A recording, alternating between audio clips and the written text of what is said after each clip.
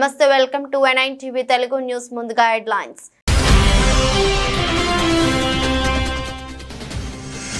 జంట జలాశయాలను పరిశీలించిన మంత్రి పొన్నం ప్రభాకర్ అప్రమత్తంగా ఉండి ఎప్పటికప్పుడు వరద స్థితిని సమీక్షించాలని కలెక్టర్ను ఆదేశించిన మంత్రి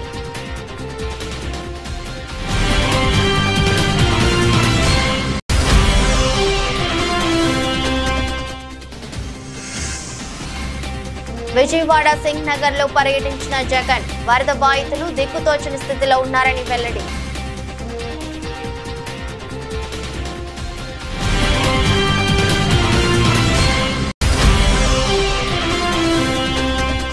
గాంధీ ఆసుపత్రిలో ఆకస్మిక తనిఖీ చేసిన మంత్రి దామోదర్ రాజు నరసింహ సీజనల్ వ్యాధుల కట్టడిలో భాగంగా చికిత్స పొందుతున్న బాధితుల వివరాలను అడిగి తెలుసుకున్న మంత్రి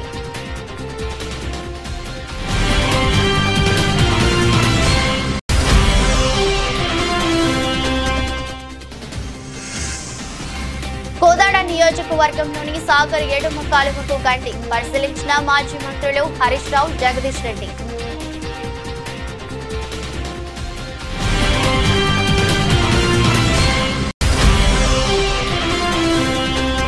పారాలింపిక్స్ లో భారత్ కు మరో 2 మెడల్స్ పురుషుల విభాగం సింగిల్స్ లో బంగారు పతాకాన్ని కైవసం చేసుకున్న నితేష్ కుమార్ మహిళల సింగిల్స్ లో తులసి మతే మురుగేషన్ కు రజత పతకం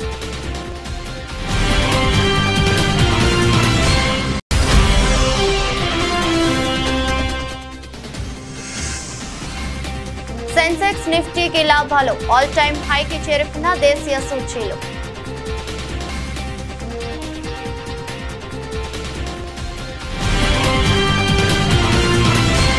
వరదల్లో కొట్టుకుపోయి దుర్మరణం పాలైన వ్యవసాయ శాస్త్రవేత్త అశ్విని కుటుంబాన్ని సీఎం రేవంత్ రెడ్డి పరామర్శించారు. ఢిల్లీలోని జెనెటిక్స్ అండ్ ప్లాంట్ బ్రీడింగ్ లో ఖమ్మం జిల్లా సింగరేణి మండలం గంగారం తండాకు చెందిన నునావత్ అశ్విని శాస్త్రవేత్త ఛత్తీస్గఢ్ లోని రాయ్పూర్ లో జరిగే ఓ సదస్సులో పాల్గొనేందుకు తండ్రి మోతీలాల్ తో కలిసి కారులో బయలుదేరిన అశ్విని మహబూబాబాద్ జిల్లా మరిపేడ మండలం పురుషోత్తమయ్య గూడెం వద్ద వంతెనపై ఆకేరు వాగు ప్రవాహానికి కారు కొట్టుకుపోయింది. ఈ ప్రమాదంలో అశ్వినితో పాటు ఆమె తండ్రి మృతి చెందారు. వారి ఇద్దరికి సీఎం రేవంత్ రెడ్డి నేడు నివాళులర్పించారు. ఆయన వెంట మంత్రి పొంగులేటి శ్రీనివాస్ రెడ్డి, స్థానిక ప్రజా ప్రతినిధులు తదితరులు ఉన్నారు. ఎడతెరిపి లేకుండా కురుస్తున్న భారీ వర్షాలకు ఎగువ ప్రాంతాల నుండి భారీగా వరద నీరు హిమాయత్ సాగర్, గండిపేట, ఉస్మాన్ సాగర్ చెరువులకు చేరుకుంటోంది. ఈ క్రమంలో హిమాయత్ సాగర్, ఉస్మాన్ సాగర్ నిండుకుండలను తలపిస్తున్నాయి. మంత్రి పొన్నం ప్రభాకర్, ఎమ్మెల్యే ప్రకాష్ గౌడ్, రంగారెడ్డి జిల్లా collector Shashanka, Bandlaguda Jagir mayor Latha Prem Goud, chairman Jnaneshwar Mudiraj తో కలిసి హిమాయత్ సాగర్ చెరువును జలమండలి రెవెన్యూ ఇరిగేషన్ అధికారులతో కలిసి సందర్శించారు. జంట జలాశయాలకు వస్తున్న ఇన్ఫ్లో సమాచారాన్ని జలమండలి అధికారులను పొన్నం ప్రభాకర్ అడిగి తెలుసుకున్నారు.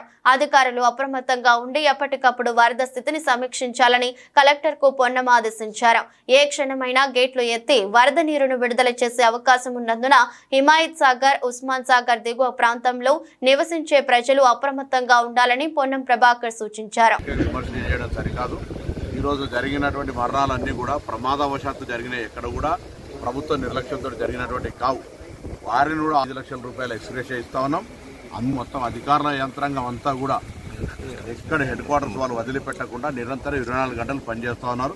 ముఖ్యమంత్రి గారు కూడా ఖమ్మం వెళ్ళి అక్కడనే నిద్ర చేసి ఈరోజు మహబూబాబాద్ పోయి అవన్నీ కూడా పర్యవేక్షిస్తూ ఉన్నారు. మేము వీళ్ళ మీద పోతేనే పని అవుతుంది అనుకుంటే, లేకపోతే ఇంకోటి ఏదో మేము మీడియాకు చెప్తేనే పని అవుతుంది అనుకుంటే అది పొరపాటు, అపోహ టీఆర్ఎస్ పార్టీ బీజేపీ కూడా కోరుతాం. ఇలా ఇంత పెద్ద విపత్తు జరిగింది. ఇన్ని ఎకరాల లక్షల ఎకరాల నష్టం జరిగింది. 5,000 కోట్ల రూపాయల పైన నష్టం జరిగిందని ప్రాథమిక అంచనా వేస్తుంది. ఇది జాతీయ విపత్తుగా తీసుకోమని అడుగుతాను. తక్షణం అంచనాలు తర్వాత అవన్నీ కూడా చేసే కంటే ముందు ఒక 2,000 కోట్ల ఆర్థిక సహకారం చేయమని చెప్పినాం. ఇప్పుడు పంట నష్టానికి సంబంధించిన ప్రాణ నష్టానికి, ఇతర ఆస్తుల నష్టానికి సంబంధించి కాక ప్రభుత్వ పంచాయతీరాజ్ రోడ్లు కావచ్చు, R&B రోడ్లు కావచ్చు, అనేక నష్టం జరిగినాయి.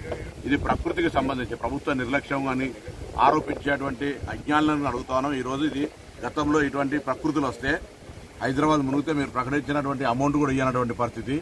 మా జిల్లా కొండగట్ట లాంటి ప్రాంతంలో 69 మంది చనిపోతే కనీసం ఒకరొచ్చి పరామర్శించలేని మాననీయ కోణం లేనటువంటి మీరు మమ్మల్ని అడిగే ముందు మీరు ఒక్కసారి మీ గత ప్రభుత్వ పరిపాలన జరిగినటువంటి అంశాలను గమనించుకోమని కోరుతాను. తప్పకుండా మరొక్కసారి తెలంగాణ ప్రజలందరినీ విజ్ఞప్తి చేస్తున్నాం. అవసరం ఉంటే తప్ప బయటికి రాకండి. వర్షాలు ఇప్పుడు ఉపశమనం కలిగించిన మళ్ళీ వాతావరణ శాఖ కొన్ని ఉత్తర తెలంగాణ జిల్లాల్లో వరద నీటిలో చిక్కుకున్న బాధితులు ఎవరూ భయపడాల్సిన పని లేదని అందరినీ ఆదుకుంటామని అందరూ ధైర్యంగా ఉండాలని ముఖ్యమంత్రి చంద్రబాబు భరోసా ఇచ్చారు. బాధితులకు అవసరమైన సహాయక చర్యలన్నీ చేపడతామని చెప్పారు. అనంతరం ముఖ్యమంత్రి ప్రకాశం బ్యారేజ్ వద్ద వరద ఉధృతిని పరిశీలించారు. వరద నీటికి కొట్టుకు వచ్చిన పడవలు ఢీకొట్టడంతో బ్యారేజ్ గేట్లకు ఏర్పడిన నష్టాన్ని పరిశీలించి తక్షణ మరమ్మతులకు ఆదేశించారు. విజయవాడ సింగ్ నగర్ లో 2 గంటల పాటు సహాయక చర్యలు పర్యవేక్షించిన సీఎం బోట్ల ద్వారా తరలింపుతో పాటు స్వచ్ఛందంగా వచ్చిన బాధితులతో మాట్లాడిన సీఎం చంద్రబాబుకు తమ ఆవేదన బాధలను బాధితులు వెళ్లబోసుకున్నారు. రాష్ట్ర వైద్య ఆరోగ్య కుటుంబ సంక్షేమ శాఖ మంత్రి దామోదర్ రాజ నరసింహ హైదరాబాద్ లోని గాంధీ ఆసుపత్రిలో ఆకస్మిక తనిఖీ చేశారు. ముందుగా గాంధీ ఆసుపత్రిలోని సూపరింటెండెంట్ కార్యాలయం వద్దకు మంత్రి చేరుకున్నారు. ఆసుపత్రిలో బెడ్ల వివరాలు, ఓపీ రోజు వారి వివరాలు సూపరింటెండెంట్ ని అడిగి తెలుసుకున్నారు. మంత్రి ఆకస్మిక తనిఖీ సమాచారం తెలుసుకున్న రాష్ట్ర వైద్య ఆరోగ్య ప్రభుత్వ కార్యదర్శి doctor Christina, director medical education doctor Vani Gandhi ఆసుపత్రికి చేరుకున్నారు. సీజనల్ వ్యాధుల కట్టడిలో భాగంగా గాంధీ ఆసుపత్రిలో చికిత్స పొందుతున్న బాధితుల వివరాలను మంత్రి అడిగి తెలుసుకున్నారు. ఆసుపత్రిలో ప్రస్తుతం ఎంతమంది డాక్టర్లు డ్యూటీలో ఉన్నారో వారి వివరాలు అందించాల్సిందిగా ఆసుపత్రి సూపరింటెండెంట్ డాక్టర్ రాజకుమారిని అడిగి తెలుసుకున్నారు. నర్సింగ్ సిబ్బంది, డయాగ్నోస్టిక్, క్లినికల్ విభాగాలలో పనిచేస్తున్న సిబ్బంది వివరాలను మంత్రి అడిగి తెలుసుకున్నారు. వరద ప్రభావిత ప్రాంతాల్లో ఏ ఒక్కరూ ఆకలితో అలమటించే పరిస్థితి ఉండొద్దని ఏపీ ముఖ్యమంత్రి చంద్రబాబు అన్నారు. ప్రతి ఒక్కరికి ఆహారం అందించాలని అధికారులను ఆదేశించారు. ఈ మేరకు మంగళవారం అధికారులతో సీఎం చంద్రబాబు సమీక్ష జరిపారు. వరద బాధితులకు అందుతున్న సాయంపై ఆరా తీశారు. సహాయక విధుల్లో నిమగ్నమైన అధికారులతో టెలికాన్ఫరెన్స్ ద్వారా మాట్లాడారు. మంగళవారం ఉదయం నుంచి జరిగిన ఆహార పంపిణీ వివరాలపై అధికారులను ఆరా తీశారు. వరద ప్రభావిత ప్రాంతాల్లో 5 హెలికాప్టర్లతో ఆహార పంపిణీ చేపట్టినట్లు అధికారులు వివరించారు. ఈ సందర్భంగా సీఎం మాట్లాడుతూ 2 రోజుల పాటు తిండి, నీరు లేకుండా ఉంటే కలిగే బాధను అర్థం చేసుకుని పనిచేయాలని చెప్పారు. బాధితులకు 3 పూటల ఆహారం అందించాలని, ఎన్డీఆర్ఎఫ్ బృందాలు వెళ్లని చోట డ్రోన్లు, హెలికాప్టర్లు ఉపయోగించాలని తెలిపారు. 100కు 100% ఆహార పంపిణీ జరగాలని చంద్రబాబు స్పష్టమైన ఆదేశాలు జారీ చేశారు. నేను చూసినప్పుడు అనిపిస్తుంది, డబ్బులుండే వాళ్ళు, డబ్బులు లేని వాళ్ళు, చదువుకున్న వాళ్ళు, చదువుకోలేని వాళ్ళు, ఏ ఏజ్ ఉన్నా ప్రతి ఒక్కరు అందరూ సమానమైపోయే పరిస్థితికి వచ్చారు. దీనావస్థలో ఉన్నారు. కడుపు నిండితే చాలని బాధపడుతున్నారు. కనీసం నీళ్లు కూడా దొరకకుండా నీళ్లు ఇస్తే అది అమృతంగా భావించే పరిస్థితిలో ఉన్నారు. అవి చూసినప్పుడు బాధ్యత పెరుగుతుంది. నేను ఆ మాటే చెప్పాను మా ఆఫీసర్లకు అందరికీ. ఈ రోజు ఈ కష్టకాలం ఉన్నప్పుడు మనందరి మీద ఒక గురుతరమైన బాధ్యత ఉంది. మీరు ఆ పని చేయండి. నాకు రాత్రికి, రేపు, ఎల్లుండి 3 days మాత్రం రాజీ లేదు. 0 టాలరెన్స్. అందరం కలిసి పనిచేయాలి. ఎక్కడ కూడా ఏ మాత్రం కూడా అశ్రద్ధ వహించడం, నిర్లక్ష్యంగా ఉండడం, కష్టాల్లో ఉండే వాళ్ళతో మాట్లాడే విధానం కూడా చాలా ఇంపార్టెంట్. ఒకసారి ఎమోషనల్ గా మాట్లాడతారు, హిస్టరిక్ గా మాట్లాడతారు. సంగారెడ్డి జిల్లా మంజీరా ప్రాజెక్టును రాష్ట్ర వైద్య ఆరోగ్య శాఖ మంత్రి దామోదర్ రాజ నరసింహ, జిల్లా కలెక్టర్ క్రాంతి, ఎస్పీ రూపేష్, సంగారెడ్డి మాజీ ఎమ్మెల్యే జగ్గారెడ్డితో కలిసి సందర్శించారు. రాష్ట్రంలో ఎడతెరిపి లేకుండా కురుస్తున్న భారీ వర్షంతో వరదల ముంపు ఉందని, ప్రభుత్వ యాంత్రాంగం ఎక్కడా కూడా ప్రాణ నష్టం జరగకుండా ఉండేందుకు అన్ని చర్యలు తీసుకుందని, 3 రోజులుగా కురుస్తున్న భారీ వర్షానికి మంజీరా ప్రాజెక్టు పూర్తిస్థాయి నీటి మట్టం 1.5 టీఎంసీలకు చేరడంతో దిగువకు నీటిని విడుదల చేస్తున్నామని మంత్రి దామోదర్ అన్నారు. వర్షాలపై ఎప్పటికప్పుడు ప్రజలను అప్రమత్తం చేసేందుకు సంగారెడ్డి జిల్లాకు కలెక్టర్ కార్యాలయంలో కంట్రోల్ రూమ్ ఏర్పాటుతో పాటు విద్యుత్ శాఖకు సంబంధించి మరో ప్రత్యేక కంట్రోల్ రూమ్ ను ఏర్పాటు చేసినట్లు మంత్రి తెలిపారు. ప్రజలు అనారోగ్యం బారిన పడకుండా ఉండేందుకు వైద్య శాఖ అప్రమత్తంగా ఉందని మంత్రి తెలిపారు. స్థాయిలో ఒక కంట్రోల్ రూమ్ ని కలెక్టరేట్ లో ఏర్పాటు చేసి, అదే రకంగా కరెంటు వ్యవస్థకు వచ్చే వరకు కంట్రోల్ రూమ్ సపరేట్ గా ఏర్పాటు చేసి ప్రాణ నష్టం జరగకుండా అన్ని చర్యలు, ఎక్కడైతే లేదా వాగులే కానీ చెరువులే కానీ ఓవర్ఫ్లో అవుతున్నా తగు జాగ్రత్తలు తీసుకోవాలి. యంత్రాంగం అప్రమత్తంగా ఉంది. ప్రత్యేకంగా జైరాబాద్, నారాయణఖేడ్, అందోల్ ఈ ప్రాంతాలలో ప్రజలు ఎక్కడ ఎలాంటి నష్టం వాటిల్లకుండా ప్రాణ నష్టం ప్రత్యేకంగా, ఒకవేళ పంట పొలాలు మునిగినా దాని నష్టపరిహారం చెల్లించాలి. ఇల్లు పాక్షికంగానే కాబట్టి పూర్తిగా నష్టపోయిన వారికి ఇల్లు మంజూరు చేయాలి. కానీ ప్రత్యేకంగా ప్రభుత్వము, మన ముఖ్యమంత్రి రేవంత్ రెడ్డి గారి ఆదేశాల మేరకు ప్రాణ నష్టం ఇక్కడ కాకుండా అప్రమత్తంగా యంత్రాంగం పనిచేయాలి. అది దృష్టిలో పెట్టుకొని ఈరోజు మేము మాంజిరా బ్యారేజ్కి రావడం జరిగింది. ఈరోజు మాంజిరా ఇన్ఫ్లో అవుట్లో ఇంతకుముందు చెప్పాను. రాబోయే 48 గంటలు కూడా వర్ష సూచన ఉంది కనుక తగు జాగ్రత్తలు ప్రభుత్వం తీసుకుంటుంది, తగు చర్యలు ప్రభుత్వం తీసుకుంటుంది. మాజీ సీఎం వైసీపీ అధ్యక్షుడు జగన్ విజయవాడలోని వరద ప్రభావిత ప్రాంతాల్లో పర్యటించి ప్రజలతో మాట్లాడారు. ఈ సందర్భంగా ఆయన కూటమి ప్రభుత్వంపై ధ్వజమెత్తారు. ఈ వరద నష్టం వెనుక చంద్రబాబు ప్రభుత్వ నిర్లక్ష్యం ఉందని, వాయుగుండం కారణంగా భారీ వర్షాలు పడతాయని ఈ నెల 28నే వాతావరణ శాఖ చెప్పిందని, కానీ ఆ హెచ్చరికలను చంద్రబాబు సర్కారు పట్టించుకోలేదని జగన్ ఆరోపించారు. ఇవి ప్రభుత్వ అలసత్వం వల్ల వచ్చిన వరదలు అని స్పష్టం చేశారు. వరద బాధితులకు చంద్రబాబు క్షమాపణలు చెప్పాలని డిమాండ్ చేశారు. ఎటు చూసినా నీరే కనిపిస్తోందని, బాధితులు ఎక్కడికి వెళ్లాలో తెలియక దిక్కుతోచని స్థితిలో ఉన్నారని, ఒక్కరికి కూడా ప్రభుత్వ ఆర్థిక సాయం అందలేదని మండిపడ్డారు. గతంలో ఇంతకంటే భారీ వర్షాలు కురిసినా వాలంటీరు వ్యవస్థ సాయంతో పరిస్థితులను చక్కదిద్దామని చెప్పారు. ఇవాళ విజయవాడ సింగనగర్ లో పరిస్థితులు దారుణంగా ఉన్నాయని, ప్రభుత్వం అరకొర ఏర్పాట్లు చేస్తే ఎలా సరిపోతాయని జగన్ ప్రశ్నించారు. కానీ జగన్ ప్రభుత్వంలో ఏ ఒక్కరూ కూడా ఎప్పుడూ కూడా డిస్సాటిస్ఫైడ్ గా ఎప్పుడూ లేరు. ఎందుకు లేరు అని అంటే కారణం జగన్ ప్రభుత్వంలో ఒక వాలంటీర్ వ్యవస్థ ఉండేది. జగన్ ప్రభుత్వంలో ఒక సచివాలయ వ్యవస్థ ఉండేది. ఈ వాలంటీర్ల వ్యవస్థ, ఈ సచివాలయాల వ్యవస్థ గ్రామ స్థాయిలో వార్డు స్థాయిలో మమేకమై ఉండేది. వీళ్ళందరూ కూడా వాలంటీర్లందరూ కూడా ఎప్పుడు వరద వచ్చినా కూడా, ఎప్పుడు తుఫాన్ వచ్చినా వీళ్ళ సహాయ సహకారాల వల్లే గొప్పగా ఎటువంటి కంప్లైంట్స్ ప్రజల నుంచి రాకుండా సాచ్యురేషన్ పద్ధతిలో ప్రజలకు మంచి చేయగలిగారు. తుఫాన్ వచ్చినప్పుడు జగన్ ముఖ్యమంత్రిగా ఉన్నప్పుడు తుఫాన్ వచ్చినప్పుడు కలెక్టర్ గారికి నేను చెప్పేవాళ్ళు, నేను మీకు వారం రోజులు టైం ఇస్తా ఉన్నా, వారం రోజుల తర్వాత నేనే వస్తాను, వచ్చిన తర్వాత నేను ప్రజలతో మమేకమై నేను అడుగుతాను.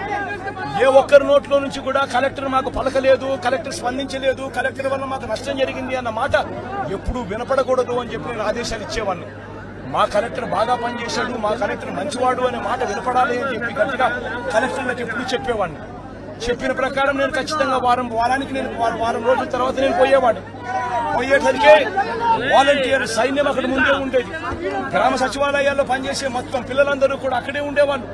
ఆ వారం రోజుల పాటు వాళ్ళంతా కూడా ప్రభుత్వం అంతా కూడా పూర్తిగా కలిసి ప్రతి గడపకు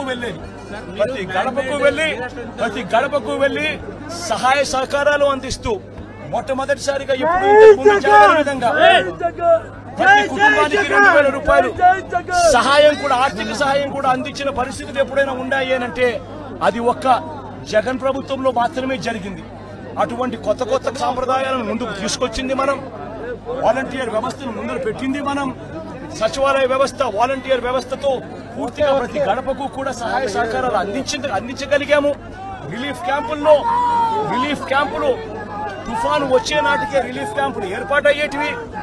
ముందుగానే లోతట్టు ప్రాంతంలో ఉన్న మనుషులందరినీ కూడా ముందుగానే రిలీఫ్ క్యాంపులకు ట్రాన్స్ఫర్ చేసేవాళ్ళము. రిలీఫ్ క్యాంపుల్లో అందరినీ కూడా బాగా చూసుకోవడమే కాకుండా రిలీఫ్ క్యాంపుల్లో బయటికి వెళ్లేటప్పుడు డబ్బులు కూడా 2000 రూపాయల డబ్బులు కూడా సహాయం కూడా ఇచ్చి పంపించిన కార్యక్రమం కూడా అప్పట్లో జరిగేది. అప్పటికి ఇప్పటికి తేడా గమనించండి.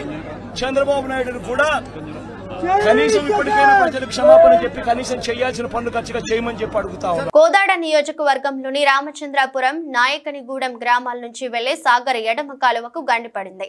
దీంతో పంట పొలాలు నీట మునిగాయి, రైతులకు తీవ్ర నష్టం వాటిల్లింది. ఈ క్రమంలో దెబ్బతిన్న ఎడమ కాలువ ప్రాంతాన్ని పరిశీలించిన బీఆర్ఎస్ పార్టీ నేతలు మంగళవారం మధ్యాహ్నం పరిశీలించారు. పంట నష్టపోయిన రైతులను పరామర్శించారు. కాలువను పరిశీలించి గ్రామ ప్రజలతో మాట్లాడారు. ఖమ్మంకి సాగర్ ఎడమ కాలువ నీళ్లు తరలించేందుకు గేట్లు ఓపెన్ చేయకుండా, లాకులు పెట్టకుండా వెల్డింగ్ చేయించారని, లాకులు ఉంటే మేమే ఓపెన్ చేసే వాళ్ళమని సూర్యాపేట రైతులు మీ ఆర్ఎస్ నేతలతో చెప్పుకున్నారు. సాగర్ ఎడమ కాలువను పరిశీలించిన వారిలో మాజీ మంత్రులు తన్నీరు హరీష్ రావు, జగదీష్ రెడ్డి, సబితా ఇంద్రారెడ్డి, ఎమ్మెల్యేలు వివేకానంద, పాడి కౌశిక్ రెడ్డి, ఎమ్మెల్సీ సంబిపు రాజు, మాజీ ఎమ్మెల్యేలు గాదరి కిషోర్ కుమార్ ఉన్నారు. ముఖ్యమంత్రి ప్రజలకు ఊరడించాల్సింది, ధైర్యం చెప్పాల్సిన ముఖ్యమంత్రి వరదలు ప్రారంభమైన 2 రోజుల వరకు పత్తా లేకుండా పోయి ఆయన తప్పును దాచిపెట్టుకోవడం కొరకు వచ్చే రావడమే మొదలే కేసీఆర్ గారి పైన, కేటీఆర్ గారి పైన, హరీష్ రావు గారి పైన, బీఆర్ఎస్ పార్టీ పైన నిందలేసే పని మొదలుపెట్టినాడు. వచ్చింది వరద ప్రాంతాలు చూడడానికి, ప్రజలకు ధైర్యం చెప్పడానికి, రిలీఫ్ ఇవ్వడానికి వచ్చిన పద్ధతిలో లేడు. ఆయనకు పెండ్లికి సావుకు తేడా తెలుస్తలేదు. వచ్చింది సంబురాలక, జాతరకు వచ్చిండా, ప్రజల్ని పరామర్శించడానికి వచ్చిండా, ఆ హవభావాలు ఏందో అదేందో చూస్తేనే ముఖ్యమంత్రి స్థాయి ఏందో అర్థమవుతాం. మేము మాట్లాడలే. ఇప్పుడు మీ అందరి సమక్షంలో రైతులు చెప్పారు. ఇవాళ కొన్ని మీడియాలో కూడా వచ్చింది. నేను ఇక్కడికి మీడియా వాళ్ళు ఎవరు లేనప్పుడు వస్తే కూడా రైతాంగం చెప్పాను. ఏంది ఇవాళ మనం ఏదైతే ఎన్ఎస్పీ కాలువ మీద నిలబడినామో ఈ కాలువ కట్ట తెగడానికి ప్రధానమైన కారణం ప్రభుత్వమే అని రైతులు చూపిస్తున్నారు, ఆధారాలు కూడా చూపిస్తున్నారు. ఖమ్మం జిల్లాకు సంబంధించిన మంత్రులు, ప్రభుత్వం మొన్న ఎండాకాలంలో నీళ్లు తీసుకుపోవడానికి ఖమ్మం కొరకు ఇక్కడ కాలువ కట్టల పైన పోలీసులను పెట్టి మొత్తం తూములన్నిటికీ కూడా టాకాలు కొట్టిండ్రు, వెల్డింగ్లు చేసిండ్రు. ఈ తుమ్ములు బయటికి తీయడానికి వీలు కాక ఇవాళ ఈ కాలువలు తెగింది తప్ప, కాలువ 3 చోట్ల 2 చోట్ల తెగింది తప్ప దానంతలో దిగలే. ఇది ప్రకృతి విలయంతో వచ్చింది కాదు అనే మాట స్పష్టంగా చెప్తా ఉన్నారు ఇవాళ రైతాంగం అందరూ కూడా. ఈ కాలువ కట్టలు తెగడానికి కారణం వాళ్ళే. నిన్న ఖమ్మంలో కొట్టుకపోయి, వరదలో కొట్టుకుపోయి ప్రజలు చచ్చిపోవడానికి కారకులు కూడా వాళ్ళు. ప్రకాశం బ్యారేజ్ లో బోటు అడ్డుపడిన 69వ గేటుకు మరమ్మతులు చేసేందుకు గేట్ల నిపుణులు కన్నయ్య నాయుడుతో కలిసి మంత్రి నిమ్మల పరిశీలించారు. గేటు పనులకు సంబంధించి ఆయనతో చర్చించారు. ప్రకాశం బ్యారేజ్ కి ఎలాంటి ఇబ్బంది లేదని, త్వరలోనే దెబ్బతిన్న ప్రాంతంలో పనులు చేపడతామని చెప్పారు. ప్రకాశం బ్యారేజ్ అంటే ఇది తెలుగు జాతి ప్రజల ఆస్తిది. అందులో కూడా పర్టికులర్గా టంగుటూరి ప్రకాశం పంతులు గారు పేరు పెట్టుకున్నటువంటి బ్యారేజ్ ఇది. లక్షలాది ఎకరాలకు సాగునీరిస్తూ లక్షలాది మంది ప్రజల దాహార్తిని తీర్చేటువంటి బ్యారేజ్ ఇది. అందుచేత ఇటువంటి బ్యారేజీకి నష్టం కలిగించేటువంటి ఏ ఒక్క చిన్న చర్య కూడా మానవుడు అనేవాడు ఎవరు కూడా తీసుకోకూడదు. దేవుడు కూడా అటువంటి పని చేస్తే క్షమించాడు. అందుచేత ఆ విషయం మీద కూడా మేము తర్వాత ఆలోచన చేస్తాం. ముందు ఇమ్మీడియట్లీ జరిగినటువంటి ఇబ్బంది ఏదైతే ఉందో దాన్ని క్లియర్ చేసి, ఒక పడవ అయితే క్రిందికి కొట్టుకుని పోయిందని చెప్తూ ఉన్నారు. ఆ గ్యాప్లోంచి మిగిలింది కూడా ఏంటనేది కూడా మనం ఎంక్వైరీ చేసుకుని దాన్ని కూడా పడవలను తీయడానికి కూడా ఏజెన్సీని కూడా ప్రమోట్ చేసుకుని ఇప్పుడు ఆల్రెడీ 11,40,000 క్యూసెక్ల వరకు కూడా ఇప్పుడు వాటర్ ఫ్లో ఉంది. కాబట్టి రేపటికి కొంచెం తగ్గుముఖం పడుతుంది, ఎల్లుండికి ఇంకా తగ్గుముఖం పడుతుంది అనేది మాకు ఉన్నటువంటి ఫోర్కాస్ట్ ద్వారా అంచనా ఉంది. అంచేత రాబోయేటువంటి 2 రోజుల్లో అది కూడా ప్లాన్ చేసుకొని ఏదైతే ఆ పడవలు అంటే అది 4 పడవలు అని చెప్తూ ఉన్నారు, అది ఎంతవరకు 4 3 అనేది కూడా మేము ఐడెంటిఫై చేసుకుని ఆ ఉన్న అడ్డుపడినటువంటి పడవలను కూడా 1-2 రోజుల్లో ఆ వాటర్ ఫ్లోని దృష్టిలో పెట్టుకుని, ఎందుకంటే ఇప్పుడు మళ్ళీ దాన్ని జాగ్రత్తగా మళ్ళీ వెలుపలికి తీయాలి. ఏమాత్రం కొంచెం మళ్ళీ అది ఎఫెక్ట్ అయ్యి గేట్లకి టచ్ అయినా లేదా ఇంకోటైనా మళ్ళీ దానికి ఏదైనా ఏమాత్రం చిన్న ఇబ్బంది వచ్చినా మనకి రేపు గేట్లు క్లోజ్ చేయడంలో కానీ ఓపెన్ చేయడంలో ఇబ్బంది ఉంటుంది. కాబట్టి దాన్ని కూడా జాగ్రత్తగా ఆ ఫ్లోని దృష్టిలో పెట్టుకుని తీసేటువంటి పరిస్థితి ఉంటుంది. దానికి కూడా కన్ననాయుడు గారు ఆల్రెడీ మనకు అవైలబుల్ ఉన్నారు కాబట్టి ఆయన సహకారం కూడా తీసుకుంటామని చెప్పి తెలియజేస్తాం. రాష్ట్ర వైద్య ఆరోగ్య కుటుంబ సంక్షేమ శాఖ మంత్రి దామోదర్ రాజనరసింహ సచివాలయంలో ప్రభుత్వ ఆసుపత్రులలో, మెడికల్ కాలేజీలలో సెక్యూరిటీ బలోపేతంపై సుప్రీంకోర్టు ఇచ్చిన నిబంధనలపై ఉన్నత స్థాయి సమీక్ష నిర్వహించారు. ఈ సమీక్షలో తెలంగాణ రాష్ట్ర ప్రభుత్వం 2008 సంవత్సరంలో రూపొందించిన యాక్ట్ 11పై చర్చించారు. ప్రభుత్వ ఆసుపత్రులలో భద్రతను కట్టుదిట్టం చేసి ఆసుపత్రి సిబ్బందికి, ముఖ్యంగా మహిళా డాక్టర్లు, మహిళా నర్సింగ్ ఆఫీసులు సిబ్బందికి రక్షణగా షీటీంలతో రాత్రి సమయాలలో పెట్రోలింగ్ చేసేలా నిబంధనలు రూపొందించాలని మంత్రి సమక్షంలో అధికారులను ఆదేశించారు. అన్ని టీచింగ్ హాస్పిటళ్లలో అవుట్ పోస్టులు శాశ్వత ప్రతిపాదికన నిర్మించడానికి చర్యలు చేపట్టాలని మంత్రి అధికారులను ఆదేశించారు. తెలంగాణ రాష్ట్ర ప్రభుత్వం ఎంతో ప్రతిష్టాత్మకంగా నిర్మిస్తున్న టీఐఎంఎస్ ఆసుపత్రుల్లో ఇప్పటికే పోలీస్ అవుట్ పోస్టులను నిర్మించేందుకు స్థలాన్ని కేటాయించామన్నారు. రాష్ట్రంలో 10 టీచింగ్ ఆసుపత్రుల్లో ఇప్పటికే పోలీస్ అవుట్ పోస్టులను నిర్మించడం జరిగిందన్నారు. ప్రైవేటు సెక్యూరిటీ ఏజెన్సీలు తప్పనిసరిగా PSAR యాక్ట్ 2015 ప్రకారం గుర్తింపు పొంది ఉండాలని మంత్రి ఆదేశించారు. పిఠాపురం పాదయ క్షేత్రంలో శ్రావణ శుక్రవారం సామూహిక వరలక్ష్మి వ్రతం సంబంధించి తనకు ఏ విధమైన సమాచారం లేదని ఆలయ సిబ్బంది వరలక్ష్మి వ్రతం కోపెన్నెల విషయంలో తనపై ఆలయ సిబ్బంది తప్పుడు ప్రచారం చేస్తున్నారని తెలుగుదేశం పార్టీ రాష్ట్ర అధికార ప్రతినిధి పిఠాపురం మాజీ ఎమ్మెల్యే వర్మ పాదగయ క్షేత్రం సిబ్బందిపై తీవ్ర స్థాయిలో మండిపడ్డారు. శ్రావణ మాసం ఆఖరి రోజును పురస్కరించుకుని పిఠాపురం పాదగయ క్షేత్రాన్ని తెలుగుదేశం పార్టీ రాష్ట్ర అధికార ప్రతినిధి పిఠాపురం మాజీ ఎమ్మెల్యే వర్మ సందర్శించారు. కుకుటేశ్వర స్వామిని, రాజరాజేశ్వరి అమ్మవారిని, దత్తాత్రేయ స్వామి వారిని దర్శించుకుని పూజలు నిర్వహించారు. అదేవిధంగా 10వ శక్తిపీఠంగా పూజలు అందుకుంటున్న పురుహుతిక అమ్మవారిని దర్శించుకుని ప్రత్యేక పూజలు చేశారు. ఈ సందర్భంగా ఆలయ పండితులు మాజీ ఎమ్మెల్యే వర్మకు ఆశీర్వచనాలు అందజేశారు. ఆయన కోపగించి తీసుకోలేదు, భగవంతుడి సన్నిధిలో నేను చాలా క్రమశిక్షణగా ఉంటాను అని ఒక తప్పుడు ప్రోపకండా తెలుగుదేశం పార్టీ మీద ఆలయ సిబ్బంది ముఖ్యంగా కోపంలో శ్రావణ శుక్రవారానికి వర్మగారికి ఇచ్చామని చెప్పి తెలియజేస్తున్నారు. ఇచ్చారా మీరు చెప్పండి? కనీసం నన్ను పూజకు కూడా ఆహ్వానం అందలేదు. నేను మొట్టమొదటిసారి 22 సంవత్సరాల్లో ఇక్కడికి వచ్చాక నేను మా భార్య కూడా మొట్టమొదటిసారి శ్రావణ శుక్రవారం రోజులో అమ్మవారి దర్శనానికి రాకపోవడం మా దురదృష్టం. అంచేత ఆలయ సిబ్బందికి మనం ఏంటంటే మీ డ్యూటీస్ మీరు చేసుకోండి, లేనిపోని ప్రాపగండలు మా పార్టీ మీద పెట్టడం అది కరెక్ట్ కాదు. అంచేదంటే మాకు ఎవరో ఇవ్వలేదు, ఇస్తామని మీరు టెంపుల్ నుంచి మాకు చెప్పలేదు. రెండోది శ్రావణ శుక్రవారం రండి అని పిలుపు లేదు. అంచేదంటే అది వారిష్టం, అది నేను దాని గురించి ఏమీ విమర్శించట్లేదు. బాధ ఏంటంటే తెలుగుదేశం పార్టీకి సంబంధించి తప్పుడు ప్రచారం ఆలయ సిబ్బంది చేయడమే చాలా బాధాకరమైన విషయం. ప్రజలు ఎవరూ కూడా అత్యవసర పరిస్థితుల్లో తప్ప బయటకు రావద్దని సిపి శ్రీనివాసులు అన్నారు. పెద్దపల్లి జిల్లా కాల్వశ్రీ రాంపూర పోలీస్ స్టేషన్ పరిధిలోని కూనారం చెరువులో మత్స్యకారుడు గల్లంతుపై సిపి ఆరా తీశారు. ఉస్మానియా వాగు గుంపుల వద్ద మానేరు వరద ఉధృతిని డ్రోన్ కెమెరా ద్వారా పరిశీలించి అత్యవసర పరిస్థితుల్లో తీసుకోవాల్సిన ముందస్తు భద్రతా చర్యలపై అధికారులకు పలు ఆదేశాలు సూచనలు చేశారు. అనంతరం మాట్లాడుతూ వరద ప్రవహించే ప్రాంతాలలో నదులు, కాలువలు, వంకలు, ప్రాజెక్ట్ జలపాతాల ఉధృతి ప్రవహిస్తున్న ప్రదేశాలకు వెళ్లి ప్రమాదాలకు గురి కావద్దని తెలిపారు. అన్ని శాఖల అధికారుల సమన్వయంతో జిల్లా పోలీసులు ఎల్లప్పుడూ ప్రజలకు అందుబాటులో ఉంటారని అన్నారు. నిన్న మొన్నటి నుంచి 30th నుంచి వస్తున్న వర్షాల వల్ల మానేరు, తర్వాత ఇక్కడ ఉన్న చిన్న చిన్న కాలువలు, తర్వాత ఈ చెరువులన్నీ ఉప్పొంగి ప్రవహిస్తున్నాయి. దాంట్లో భాగంగా పబ్లిక్కి అందరూ అలర్ట్ చేస్తున్నాము.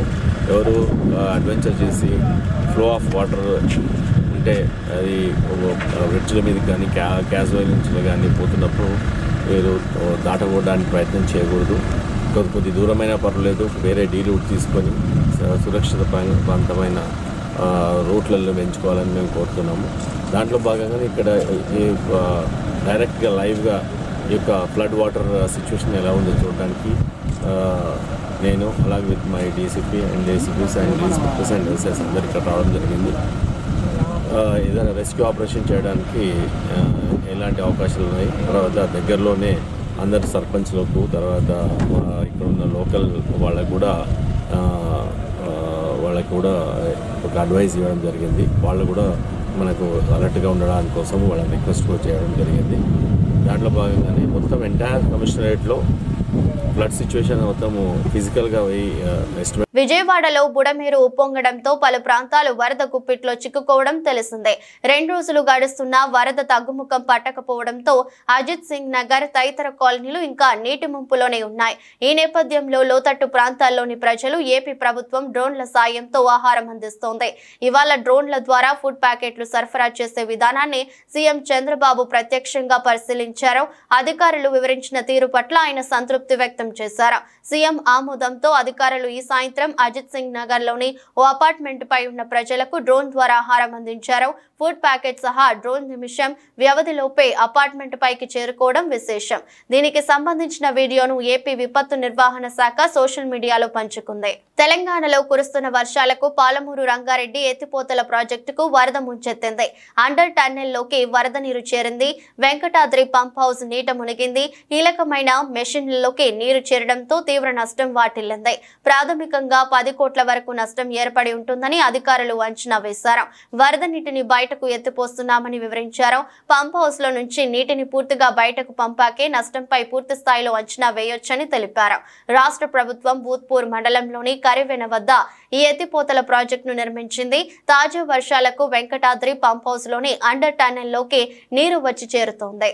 ఉమ్మడి శ్రీకాకుళం జిల్లాలో వాతావరణం మారింది. సోమవారం ఒక్కరోజు విరామం ఇచ్చిన వర్షం మంగళవారం ఉదయం నుంచి మళ్లీ మొదలైంది.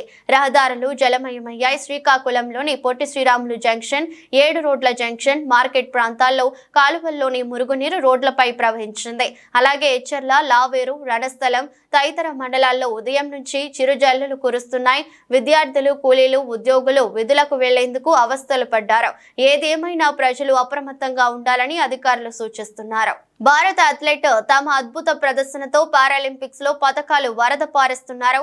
గేమ్స్ 2వ రోజు నుంచే ఖాతా ఆరంభించిన భారత్ ఆ తర్వాత క్రమం తప్పకుండా పతకాల సంఖ్యను పెంచుకుంటూ వెళుతోంది.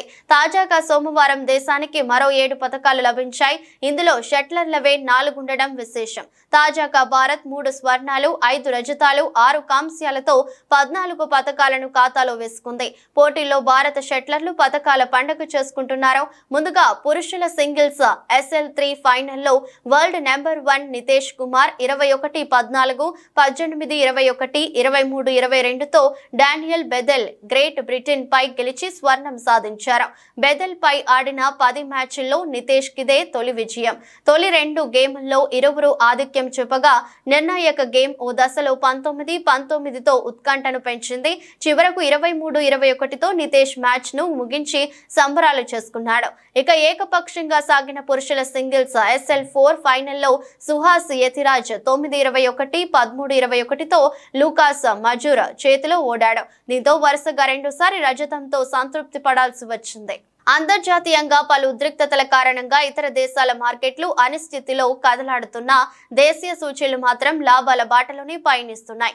అంతర్జాతీయ మార్కెట్ల నుంచి మిశ్రమ సంకేతాలు అందుతున్న ఫైనాన్షియల్, IT స్టాక్స్ లో కొనుగోళ్ల కారణంగా సెన్సెక్స్, నిఫ్టీ లాభాలు అందుకున్నాయి. దీంతో వరుసగా 13వ రోజు కూడా దేశీయ సూచీలు లాభాలతోనే ముగిశాయి. సెన్సెక్స్, నిఫ్టీ ఆల్ టైమ్ హైని టచ్ చేశాయి. శనివారం ముగింపు 82,365తో పోల్చుకుంటే దాదాపు 400 పాయింట్ల లాభంతో 82,725 వద్ద ప్రారంభమైన సెన్సెక్స్ రోజంతా లాభాల్లోనే కొనసాగింది. ప్రారంభంలోనే 82,725 వద్ద జీవనకాల గరిష్టాన్ని తాకి ఆ తర్వాత కిందకు దిగింది. ఆ తర్వాత అమ్మకాల కారణంగా కిందకు దిగింది. చివరకు 194 పాయింట్ల లాభంతో 82,559 వద్ద రోజును ముగించింది. మరోవైపు నిఫ్టీ కూడా లాభాల జోరు కొనసాగించింది. ఇంట్రాడేలో 25,300 మార్కును తొలిసారి తాకింది. చివరకు 42 పాయింట్ల లాభంతో 25,278 వద్ద స్థిరపడింది.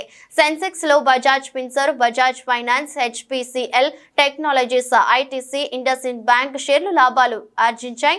NTPC, Tata motors, Mahindra and Mahindra, Bharti Airtel, L&T షేర్లు నష్టాలు మూటగట్టుకున్నాయి.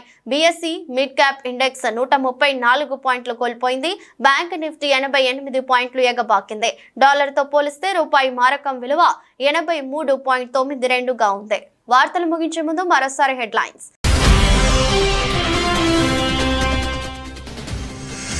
జంట జలాశయాలను పరిశీలించిన మంత్రి పొన్నం ప్రభాకర్. అప్రమత్తంగా ఉండి ఎప్పటికప్పుడు వరద స్థితిని సమీక్షించాలని కలెక్టర్ను ఆదేశించిన మంత్రి.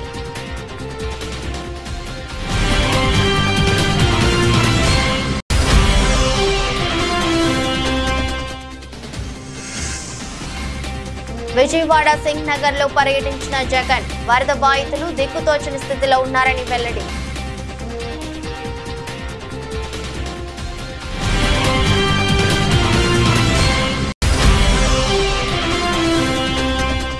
గాంధీ ఆసుపత్రిలో ఆకస్మిక తనిఖీ చేసిన మంత్రి దామోదర్ రాజు నరసింహ. సీజనల్ వ్యాధుల కట్టడిలో భాగంగా చికిత్స పొందుతున్న బాధితుల వివరాలను అడిగి తెలుసుకున్న మంత్రి.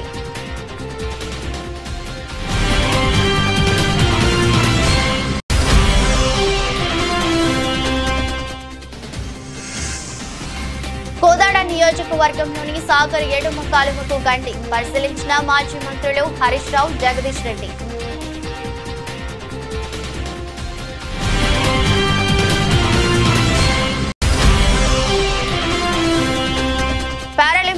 భారత్ కు మరో 2 మెడల్స్. పురుషుల విభాగం సింగిల్స్ లో బంగారు పతాకాన్ని కైవసం చేసుకున్న నితేష్ కుమార్. మహిళల సింగిల్స్ లో తులసిమతి మురుగేషన్ కు రజత పతకం.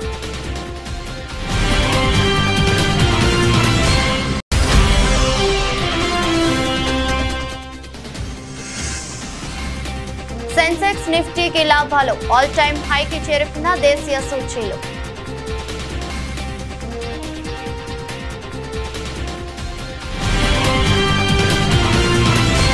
ఇది రోజు బులెటిన్. మరో బులెటిన్లో మళ్ళీ కలుద్దాం. అంతవరకు సెలవు. నమస్కారం.